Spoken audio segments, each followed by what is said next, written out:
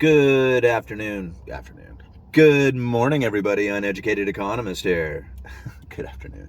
Anyhow, let's talk about the strong dollar. I have been a strong dollar theorist for quite some time. And it's not that I believe that the dollar is like a superior currency over the rest of the world currencies out there, or that it's superior over gold or superior over Bitcoin or anything like that. I have been a strong dollar theorist because there are so many countries and so many corporations who have issued debt in dollars that the demand for dollars is not going anywhere. In fact, it's only going to get stronger as the liquidity shrinks and the Federal Reserve pulls the liabilities back in.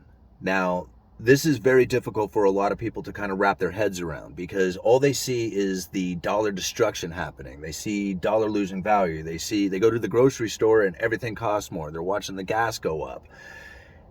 Everything in perception says the dollar is failing. That's when you just look at reality, that's the way it feels, because of the cost of everything going up. But you have to think, what is the dollar doing to the rest of the countries and corporations around the world? Take a look at some of the articles I leave down in the description for you guys. This is going to be this year, as we go into monetary tightening and interest rates rising, is going to be very painful. It's going to be incredibly painful for not only the people who live and work here in the United States, but it's going to be very, very painful for emerging economies around the world. We've talked about Sri Lanka, we've talked about Evergrande, we've talked about Russia. You can see that there is places all over the world who have issued out debt that are due in dollars.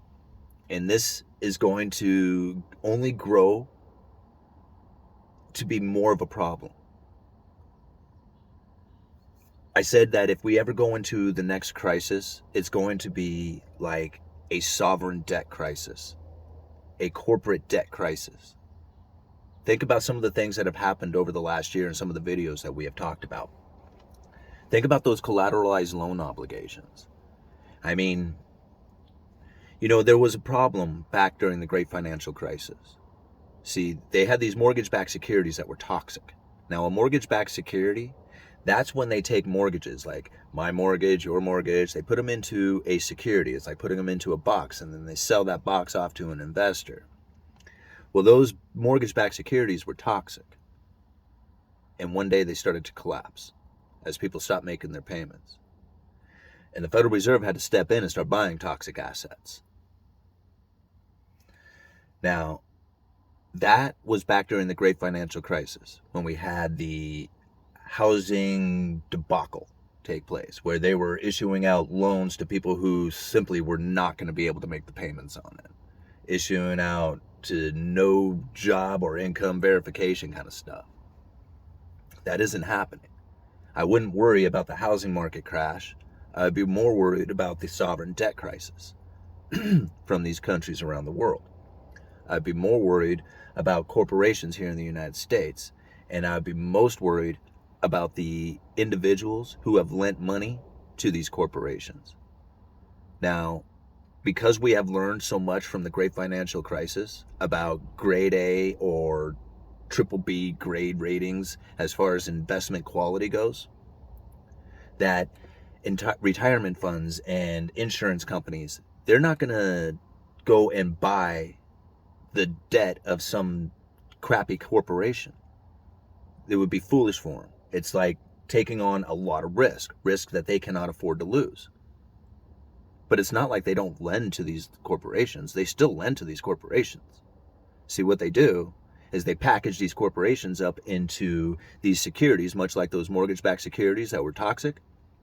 Well, they go right to the toxic companies, right to these toxic corporations, and they say, hey, you need to borrow money, right? Well, here, we'll loan you a bunch of money, and we'll collateralize all those loans. And we're real smart about it because we're going to chop them up, and we're going to put different tiers to this mortgage, to this security, to this collateralized loan obligations. And when we set up these different tiers, what they refer to as tranches, The top one, well, it's going to get paid first, and we're going to give it a AAA rating or an investment grade. And next thing you know, retirement funds and insurance companies can now buy into it because it has a higher grade rating, investment grade. You see what happened there? I mean, it's not like these corporations and these companies are good. They're not like, profitable, viable companies. They're zombies. They're indebted. They're in trouble. And look who's lending to them. This is happening.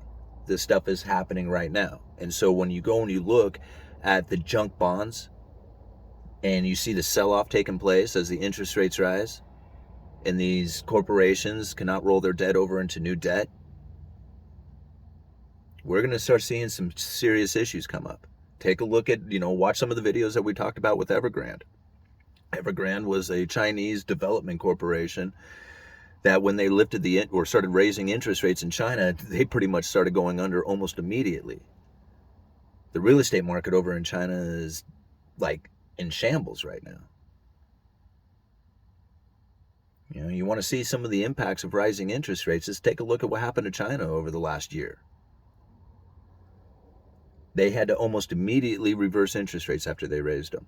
The ripple of damage that it has done is just intense.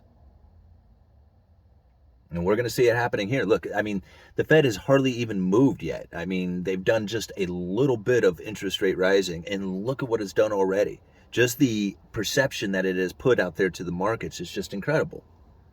I mean, what they are doing is they're changing the expectation.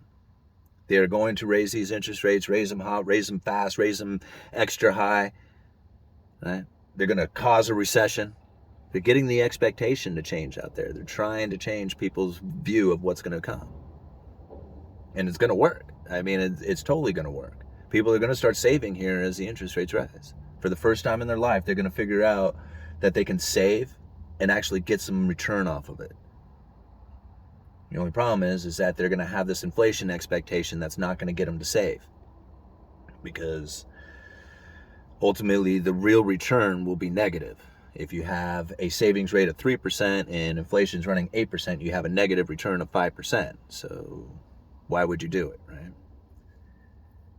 But if inflation turned around and actually came down, like the Federal Reserve says they're going to do, I mean, think about it. They say that they're going to try and put a restriction on consuming. I mean, they're straight up saying this. They want to hurt the consumer. They want to cause pain to the consumer. Think about, just listen to it. Just rearrange their words into what it really means. When they say that they want to, put a slowdown on consumer demand to try and let supply catch up, or try and get supply to catch up with the consumer demand that's out there, and they're going to do their best to try and help the supply issue by hurting the consumer. It's going to happen, guys. I mean, the pain is about ready to set in. And you're going to find that it's going to probably be the biggest issues in emerging economies, because they have taken out so much debt in US dollars, and it's going to be very difficult for them to get dollars as this monetary tightening takes place. You're going to find it worse in the emerging economies, and you're going to find it in these zombie corporations. And don't think that retirement funds are shielded from this. All right. I got to go to work. Uneducated economist. You guys let me know.